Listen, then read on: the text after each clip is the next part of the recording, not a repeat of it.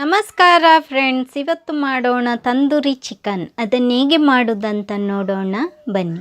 ಈಗ ಅದಕ್ಕೆ ಬೇಕಾದ ಸಾಮಾನನ್ನು ನೋಡೋಣ.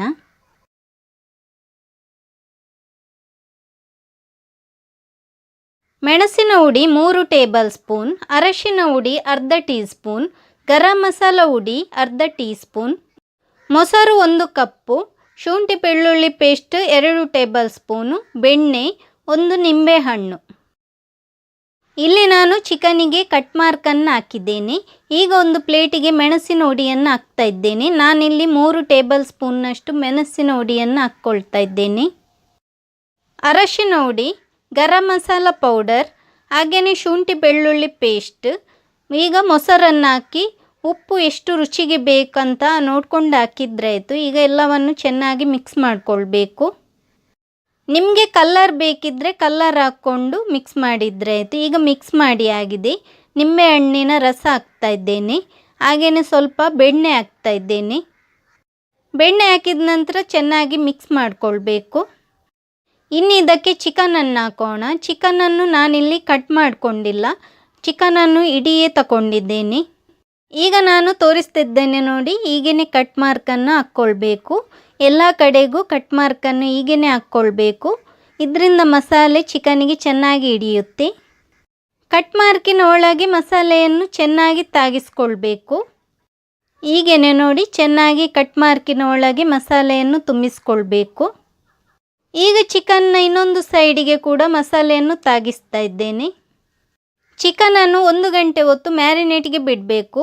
ಒಂದು ವೇಳೆ ಟೈಮ್ ಇದ್ದರೆ 2 ಗಂಟೆ ಹೊತ್ತು ಮ್ಯಾರಿನೇಟ್ ಮಾಡೋದರಿಂದ ಚಿಕನ್ ತುಂಬಾ ರುಚಿಯಾಗಿ ಬರುತ್ತೆ. ಈಗ ಚಿಕನನ್ನು ಮ್ಯಾರಿನೇಟ್ಗೆ ಬಿಡೋಣ. ನಾನಿಲ್ಲಿ ಒಂದು ಸ್ಟ್ಯಾಂಡನ್ನು ಇಡ್ತಾ ಇದ್ದೇನೆ. ಈ ಸ್ಟ್ಯಾಂಡ್ ಮಾರ್ಕೆಟ್ನಲ್ಲಿ ಸುಲಭವಾಗಿ ಸಿಗುತ್ತೆ. ಈಗ ಅದರ ಮೇಲೆ ಚಿಕನನ್ನು ಇಡ್ತಾ ಇದ್ದೇನೆ. ಉಳಿದ ಮಸಾಲೆಯನ್ನು ಕೂಡ ಚಿಕನ್ನಿಗೆ ಹಾಕ್ಕೊಳ್ಬೇಕು. ಹೀಗೆ ನೋಡಿ ಹಾಕ್ತಾ ಇದ್ದೇನೆ ನಾನು.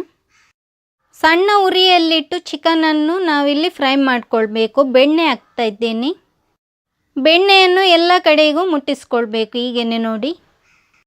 ಚಿಕನ್ ತಂದೂರಿಯನ್ನು ನೀವು ಗ್ಯಾಸಿನಲ್ಲಿ ಕೂಡ ಮಾಡ್ಕೊಳ್ಬೋದು. ಚಿಕನ್ ಒಂದು ಸೈಡು ಫ್ರೈ ಆಗಿದೆ, ಅದನ್ನು ಟರ್ನ್ ಮಾಡಿ ಹಾಕ್ತಾ ಇದ್ದೇನೆ. ಈಗ ಫ್ರೈ ಆದ ಜಾಗಕ್ಕೆಲ್ಲ ಬೆಣ್ಣೆಯನ್ನು ಮುಟ್ಟಿಸ್ತಾ ಇದ್ದೇನೆ. ಬೆಣ್ಣೆಯನ್ನು ಹೀಗೇ ಎಲ್ಲ ಕಡೆಗೂ ತಾಗಿಸ್ಕೊಳ್ಬೇಕು. ನಿಮಗೆ ಚಿಕನನ್ನು ಒಲೆಯಲ್ಲಿ ಫ್ರೈ ಮಾಡೋದು ಕಷ್ಟ ಆದರೆ ಗ್ಯಾಸಿನಲ್ಲಿ ಕೂಡ ಇದನ್ನು ಫ್ರೈ ಮಾಡ್ಕೊಳ್ಬೋದು. ಚಿಕನ್ ಎಲ್ಲ ಕಡೆ ಕೂಡ ಫ್ರೈ ಆಗಲು ಹೀಗೇ ತಿರುಗಿಸ್ಕೊಳ್ಬೇಕು. ನೋಡಿ ತೋರಿಸ್ತಾ ಇದ್ದೇನೆ ನಾನಿಲ್ಲಿ. ಚಿಕನಿಗೆ ಪುನಃ ಬೆಣ್ಣೆಯನ್ನು ಹಾಕ್ತಾ ಇದ್ದೇನೆ. ಹೀಗೇ ಬೆಣ್ಣೆಯನ್ನು ಹಾಕಿ ಫ್ರೈ ಮಾಡಿದರೆ ಆಯಿತು. ಈಗ ತಂದೂರಿ ಚಿಕನ್ ರೆಡಿ ಆಗಿದೆ ನೋಡಿ. ಈಗ ತೋರಿಸ್ತಾ ಇದ್ದೇನೆ ನಾನು ಒಂದು ಪೀಸನ್ನು ತೆಗೆದು. ನೋಡಿ ಲೆಗ್ ಪೀಸ್ ಎಲ್ಲ ಎಷ್ಟು ಚೆನ್ನಾಗಿ ಫ್ರೈ ಆಗಿದೆ ಅಂತ. ಈಗ ಇನ್ನೊಂದು ಪೀಸನ್ನು ಸ್ವಲ್ಪ ಹೊತ್ತು ಫ್ರೈ ಮಾಡಿಕೊಳ್ಳೋಣ. ಬೇಕಿದ್ದರೆ ಸ್ವಲ್ಪ ಬೆಣ್ಣೆಯನ್ನು ಹಾಕ್ಕೊಳ್ಬೋದು. ಈಗ ಅದು ಕೂಡ ಫ್ರೈ ಆಗಿದೆ, ಅದನ್ನು ಕೂಡ ತೋರಿಸ್ತಾ ಇದ್ದೇನೆ ನಿಮಗೆ. ಈಗ ಚಿಕನ್ ಎಷ್ಟು ಸಾಫ್ಟಾಗಿ ಬಂದಿದೆ ಅಂತ ತೋರಿಸ್ತಾ ಇದ್ದೇನೆ. ಎಷ್ಟು ಚೆನ್ನಾಗಿ ಬೆಂದಿದೆ ಎಂದು ನಿಮಗೆ ಇಲ್ಲಿ ನಾನು ತೋರಿಸ್ತಾ ಇದ್ದೇನೆ ನೋಡಿ.